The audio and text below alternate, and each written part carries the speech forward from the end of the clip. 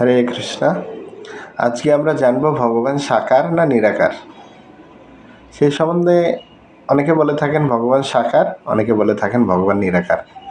তো সেই সম্বন্ধে শাস্ত্র কি বলছে আমরা জেনে নেব।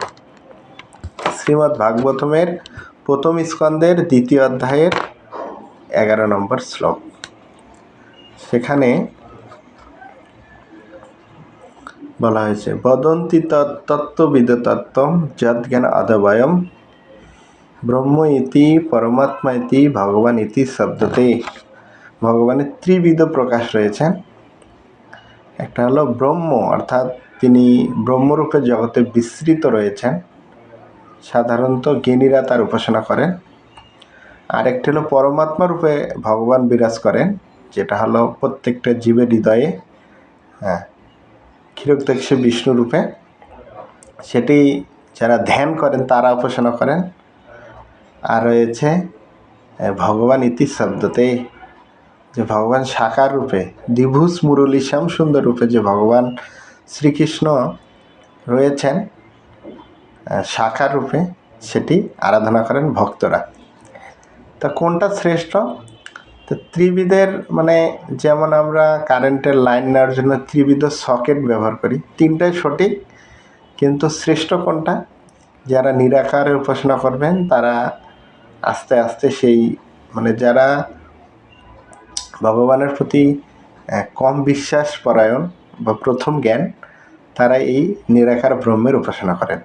দ্বিতীয় স্টেপ, যারা ধ্যান রয়েছেন, তাই যারা নিরাকার উপাসনা করতে করতে একদম ধ্যান পর্যায়ে যাবেন এবং ধ্যান পর্যায়ে গেলে তারপর তিনি সাকার রূপের উপাসনা করবেন। সেই সম্বন্ধে শ্রীমদ্ ভগবদ্গীতায় ভগবান শ্রীকৃষ্ণ নিজেই বলছেন, দ্বাদশ অধ্যায় অর্থাৎ 12 অধ্যায়ের 2 নম্বর শ্লোকে, মজ্জাবেশ্য মনোজে মাম নিত্যযুক্ত উপাস্যতে। হে অর্জুন, যারা আমার সর্বিশেষ রূপকে আরাধনা করেন বা আমার সর্বিশেষ রূপে, সর্বিশেষ রূপ মানে যারা আমার সাকার রূপের উপাসনা করেন, আমার মতে তারাই শ্রেষ্ঠ। কিন্তু যারা নিরাকারে উপাসনা করেন তাদের জন্য ক্লেশ অধিকতর। 4 নম্বর শ্লোকে বলছেন এই অধ্যায়ের, ক্লেশ অধিকতর তেষাম অব্যক্ত আসক্ত চেতসাম। তা যিনি অব্যক্তের উপাসনা করেন তাদের ক্লেশটা অনেক কঠিন বা অনেক দেরিতে তারা ভগবানকে পাবে এবং অনেক কষ্ট হবে। এবং সেই সম্বন্ধে ব্রহ্মাজি বলছেন, অদ্বৈতম অচ্যুতম আদি অনন্ত রূপম মাধ্যম পুরাণ পুরুষ নবযুবনম চ বেদসুতুল্লভম অদুর্লভম আত্মভক্ত গোবিন্দম আদি পুরুষম তমহম ভজামি। অদ্বৈতম অচ্যুতম, ভগবান এক এবং অদ্বিতীয় পুরুষ। অদ্বৈতম অচ্যুত আদি অনন্ত রূপম, অনন্ত রূপ রয়েছে যার আদি, এবং তিনি আদি রূপে ভগবান শ্রীকৃষ্ণ। কিন্তু বেদেও তাকে জানা খুবই কঠিন। বেদেশু দুর্লভম অদুর্লভম আত্মভক্ত, কিন্তু সাধারণভাবে ভগবানকে তিনি তার ভক্তের কাছে স্বাভাবিক, ভক্তই জানে ভগবান সাকার রূপে উপাসনায় শ্রেষ্ঠ বা ভগবানের কাছে ভক্ত সেই রূপে প্রকাশিত হন।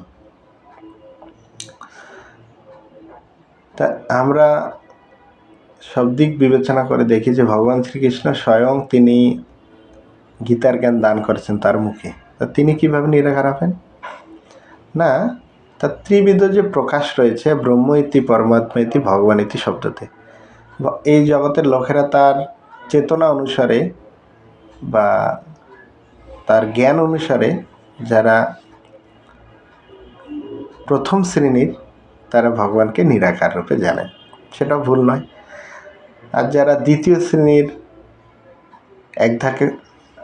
এক ধাপ উপরে, তারা ভগবানকে পরমাত্মা রূপে জানেন, সেটাও ভুল না। এবং তৃতীয় শ্রেণীর যারা ভগবানকে